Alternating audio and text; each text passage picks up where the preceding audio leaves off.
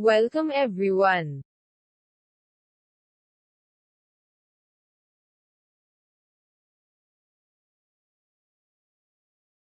Kami ang Group 6.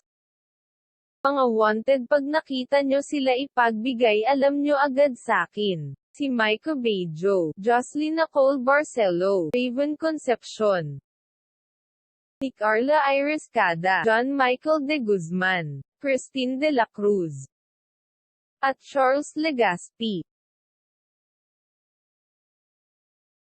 Sisimulan na namin. Good afternoon everyone, I'm Micah BEJO. I'm the first reporter of Group 6. Our first topic is all about the attempts to amend or change the 1987 Constitution. The 1987 Constitution provided for 3 constitutions can be amended, all requiring ratification by a majority vote in national referendum. Constituent Assembly is composed of Senate and the House of Representatives. Constitutional Convention is the process where amendments to the Constitution may be proposed by Congress or through a petition with 2/3 of all registered voters nationwide favoring such amendments. People's Initiative is the power of the people to propose amendments to the Constitution through an election called for purpose. Yung tatlong nabanggit ay mga paraan para mapalitan or mabago ang ating 1987 Constitution. However, all 3 of those are expensive and time-consuming. Attempts were made to alter or change the 1987 Constitution using those modes, beginning with the presidency Fidel V. Ramos, who replaced Corazon Aquino. The first effort occurred in 1995 when then National Security Council Secretary Jose Almonte prepared a constitution. But it is leaked to public and it never took off. The second attempt occurred in 1997 when an organization named PIRMA hoped to collect signatures from voters in order to amend the Constitution via a People's Initiative.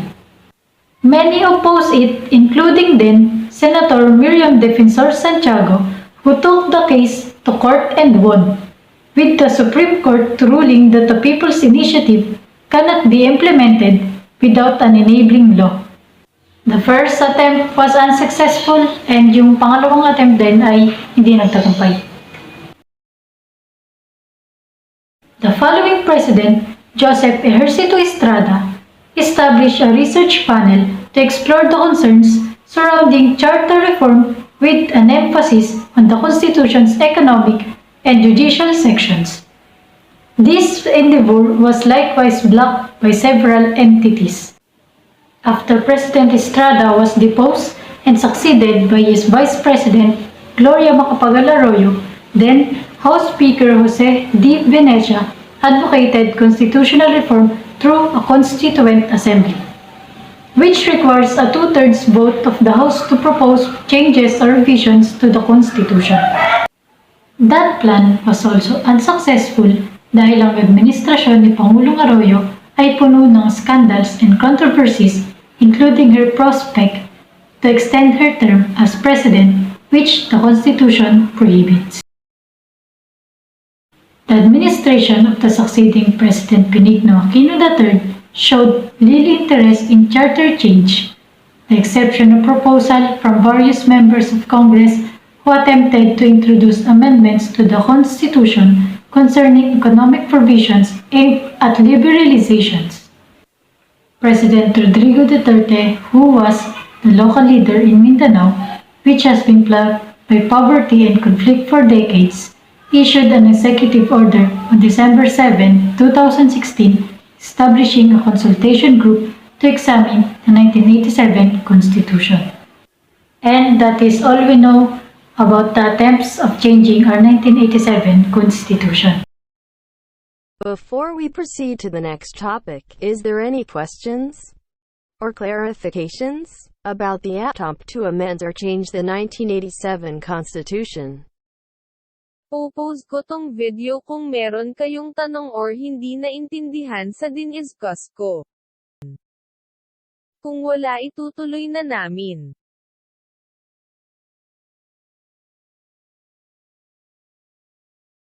Let's proceed now on the second topic that talks about the policies on agrarian reform.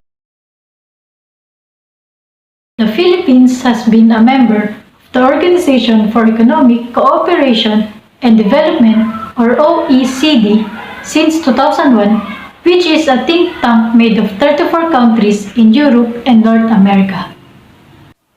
To be able to join to the said organization, an economy must have a certain set of criteria. One of it ay magkaroon ng free market system. A major component of this idea is the concept that citizens would be allowed to own land freely without high restrictions on how much land they can own, what land they can use for what purposes, or how it is acquired. This means that the new advances in agriculture will increase productivity galing sa mga small-scale family farms to large commercial operations na mas mainam makaproduce ng foods gamit ang mechanized farming techniques. Agrarian reform is essentially the ratification of the entire agricultural system, which is an important aspect of the Philippine economy. Because nearly half of the population, as we all know, is employed in agriculture and majority of the citizens live in rural areas. Agrarian reform is centered on the relationship between production and distribution of lands among farmers. It is also concerned with the political and economic class nature, sa aspeto ng production and distribution sa farming and associated industries nito, as well as kung paano sila konektado sa mas mataas pang class structure.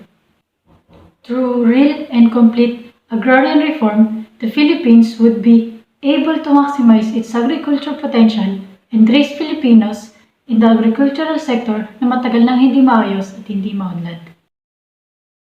In our efforts to comprehend the evolution of agricultural reform in the Philippines, we turn our focus to our country's history, particularly its colonial past, where we may find the source of the country's agrarian troubles that continue to this day.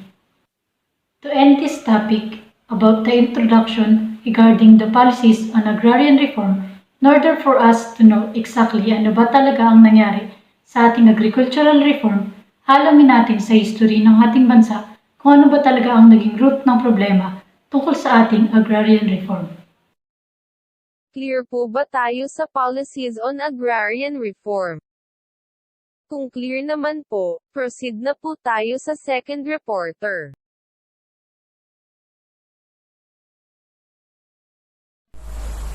Good afternoon everyone. My name is Juslie Nicol BARCELO at ang topic na i-report ko ay tungkol sa land ownership in the Philippines under Spain. Pre-Spanish period, land was not equally distributed before the Spaniards came to the Philippines. Bago dumating yung mga Espanyol dito sa Pilipinas, yung mga Pilipino noon wala silang konsepto ng pagtititulo. Wala silang dokumento na nagpapakita o nagpapatunay na yung lupaing tinatayuan nila ay pag-aari nila mismo. Ang meron lang sila noon ay verbal claim. Kung mapapansin natin sa mga lumang pelikula ng mga Pilipino noon, yung madalas nilang linya kapag pinag-uusapan yung tungkol sa lupain, yung madalas nilang sinasabi doon ay kung hanggang saan yung natatanaw ng mata mo sa aking lupa yan. Dahil nung time nila wala naman silang konsepto ng legal ng paghahati-hati ng mga lupain. Nung dumating na yung mga Espanyol dito sa Pilipinas, dito na na-introduce yung encomienda system. Itinalaga ito ni King Philip II noong December 1503. Ipinagkatiwala niya yung encomienda system kay General LEGASPI na siyang kauna-unahang naging Governor General dito sa Pilipinas. Hindi rin nagtagal, pinakatiwala din ni General LEGASPI yung encomienda system sa mga friars o mas kilala sa tawag na mga fraile. Ang encomienda system is a system of giving lands. Ibig sabihin, pinagkakatiwala ni King Philip II yung mga lupain dito sa Pilipinas sa mga Spanish conqueror na naging loyal sa kanya. Kumbaga, yung mga lupain dito sa Pilipinas, yun yung naging reward ng mga tauhan ni King Philip II sa pagiging matapat ng mga ito sa kanya. Ang tawag naman sa mga namamahala ng encomienda system ay encomenderos. Bukod sa pamamahala ng encomienda system, ang ginagawa rin ng mga encomenderos ay nagpapalaganap sila ng Kristyanismo dito sa Pilipinas at nagbibigay din sila ng proteksyon sa mga misyonaryo at mga manggagawang Pilipino mula sa digmaan na nagaganap sa pagitan ng dalawang tribo. Bilang kapalit, sa serbisyong ginagawa ng mga encomenderos, pinagbabayad nila ng buwis yung mga manggagawang Pilipino. Yung buwis na makokolekta nila ay mapupunta sa hari ng Spain. Dahil hindi naman nagpupunta yung hari ng Spain dito sa Pilipinas, yung mga encomenderos lang din yung nakikinabang sa mga buwis na binabayad ng mga Pilipino. At dahil doon sila yung mas naging makapangyarihan. At doon na din nila sinimulang abusuhin yung mga manggagawang Pilipino. Halimbawa ng pang-aabusong ginawa nila ay pag-angkin sa mga lupain na pagmamay-ari ng mga magsasaka at patuloy na pagtaas ng buwis. Bukod sa pag-angkin ng mga lupain, meron pa silang strategies dispossessing peasants of their land holdings. These are outright purchase at a low price of real estates by a Spaniards or a cacique from a badly in need peasant. Cacique, ibig sabihin nito yung mga namamahala o mga gobernur nung time na yon. Tinake advantage ng mga Espanyol o cacique ang kalagayan ng mga kapuspalad ng mga magsasaka noon. Sa pilitan nilang binibili ang mga lupain nito sa mababang halaga lamang. Mortgage system. This is equivalent of today's mortgage system, which is sangla. Dito naman pinapautang ng cacique ang magsasaka ng malaking halaga ng pera. Habang hindi pa nababayaran ng magsasaka ang kanyang utang, ang lupain nito ay magiging pagmamay-ari muna ng caciqueng nagpautang sa kanya. Friar lands, grabbing land by the Catholic religious, another source of land-related conflicted. Bukod sa cacique, isa ang mga praile sa mga nagmamay-ari ng malalaking lupain dito sa Pilipinas. Dahil sa sobrang laki ng lupain na kanilang inaangkin, dito na nagsimulang magalit ang mga Pilipino. Dinidemanda nila na isauli na ang lupain kanilang inangkin dahil ang totoong nagmamay-ari naman ng mga iyon ay ang mga Pilipino. Siyempre, hindi pumayag ang mga praile sa gustong mangyari ng mga Pilipino. Kaya dito na nagsimulang magkagulo. Dito na nagkaroon ng riot, patayan, pagsunog ng mga simbahan at iba pa. Agrarian conflicts reached Spanish government so they issued two royal decrees. 1. Decreto Realenga, 1880, made a possible purchase of public lands. 2. The Mora Law, 1894, last Spanish law where farmers and landholders were given 1 year to register their agricultural lands to avoid declaration of it as a state property. Nakarating sa bagong hari ng Spain na si King Philip IV yung gulong nangyayari sa Pilipinas. Kaya naman gumawa sila ng batas tungkol sa lupain upang hindi na magkagulo pa. Ang layunin ng batas na ito ay para magkaroon o makakuha ng titulo yung mga tao para sa kani-kanilang lupain. Hindi rin naging maganda ang resulta ng batas dahil bukod sa salitang Espanyol ang kanilang ginamit, hindi rin maintindihan ng mga Pilipino kung tungkol saan ba ang tinutukoy ng batas dahil nga nung time nila, wala naman silang konsepto ng pagtititulo. Dahil sa kawalan ng kaalaman ng mga Pilipino, tinake advantage uli iyon ng mga cacique. Hindi lang sarili nilang lupain ang pinagawa nila ng titulo, kundi pati na rin yung lupaing pagmamay-ari ng mga magsasaka at kinlaim nilang kanila na. Dahil doon, nasa mahigit 400,000 na mga Pilipino ang nawala ng sariling lupa. Kaya naman madaming Pilipino din ang naging mangungupahan sa sarili nilang lupain. Any questions po about the topic? Kung wala na pong tanong, proceed na po tayo sa susunod na reporter.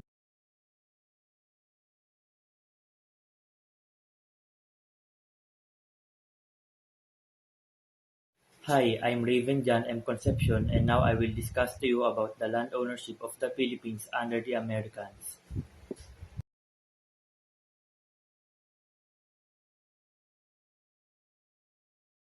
Nung panahon ng Amerikano ay meron tayong mga legislasyon na inadapt mula sa kanila. Ito yung Republic Act No. 6657, an act instituting a comprehensive agrarian reform program to promote social justice and industrialization, providing the mechanism for its implementation and for other purposes. The other one is the Philippine Bill of 1902. Is a statute that regulates a sale of public lands, allowing private individuals to possess up to 16 hectares of land and corporate property holding up to 1,024 hectares. Next is the Land Registration Act of 1902. Act number 496 established a thorough torrent system for the registration of land titles in the Philippines. Yung susunod ay yung Public Land Act of 1903, which established the homestead system. The Tenancy Act of 1933 naman is, or yung tinatawag nating Act number 4054 tsaka yung 4113, ito yung nag-control sa relasyon ng proprietors at tenants ng rice at sugar cane farms. Yung torrent system naman na ginamit ng mga Amerikano upang mag-register ng mga lupa ay hindi naman ito na-resolve yung problema. Kasi hindi naman nila alam yung batas or hindi nila kayang bayaran yung survey fee. Pati na rin yung ibang mga expenses na kailangan sa pagkuha ng titulo ng torrents. Mahigit 7,000 acre na lupaing pag-aari ng US ang ibinibigay sa mga negosyo ng US sa Pilipinas. Ito ay bunga ng expiration of parity rights na tinatamasa ng karapatang pantao. Ito yung First Public Land Act, Act number 926. It established laws and regulations for selling and leasing our areas of the public domain. Homestead Program of 1903. This initiative permitted a forward-thinking tenant to purchase a farm with at least 16 hectares of cultivable land. It is, however, was executed nationwide and was only introduced in Mindanao and Northern Luzon. The Second Public Land Act of 1999 is the Act number 2874. It restricts the usage of agricultural lands to Filipinos, Americans, and foreign people. But it was revised by Act number 141, a temporary guarantee of equal rights for American and Filipino citizens and businesses. Ang Fair Land Act naman, nakilala rin bilang Act number 1120, ay nagtatag ng administrative at pansamantalang pag-alis at pagbebenta ng mga estates ng magarbong estates ng mga kanilang tillers. Ang Rice Share Tenancy Act of 1933 naman, o yung mas kilalang Act number 4054. Ito ang unang batas upang maregula ang mga pakipag-ugnayan sa landlord, at ito rin ang unang nakatala na kumopya sa isang 50-50 crop sharing. Ang Sugarcane Tenancy Contract Act of 1933 or Act number 4113, ito yung kumokontrol sa relasyon ng landlord sa mga asukal and pangangailangan ng tenancy sa kontrata ng asukal na itinatanim sa mga lupa. Upang itaguyod ang pagiging makatarungan at mamuno sa bansa tungo sa sound rural development at industrialisasyon, ang mga magsasaka walang lupa at mga magsasaka ay bibigyan ng prioridad. Ang mga magsasaka at regular na magsasaka ay may kakayahang mag-ari ng kanilang sakahan direkta sa ilalim ng Agrarian Reform Program. Ang mga mangingisda naman, lalo na ang mga maliliit na komunidad, ay may karapatang gumamit ng mga mapagkukunan ng komunidad at pangingisda, kapwa sa lupain at malayo sa pampang, na dapat protektahan ng Estado. Agriculture landowners ay may mga isang legal na obligasyon upang linangin ang kanilang ari-arian, alinman direkta o sa pamamagitan ng labor administration, upang gawin itong produktibo. Kabilang sa mga espesyal na pribilehiyo para sa mga mamamayan ng US, ang pagiging magulang ng pagmamayari ng mga lupa at likas na yaman ng mga Pilipino, na kapalit ng rehabilitasyon ng pera at market preference ito sa ilalim ng bilateral na kasunduan ng lagdaan nila noong 1946. Kasama nito noong Hulyo 1974, bagamat binigyan ng 10 buwang extension ang pamahalaan ni Pangulong Ferdinand E. Marcos. May mga katanungan po ba kayo? Kung wala na po, next topic na po tayo.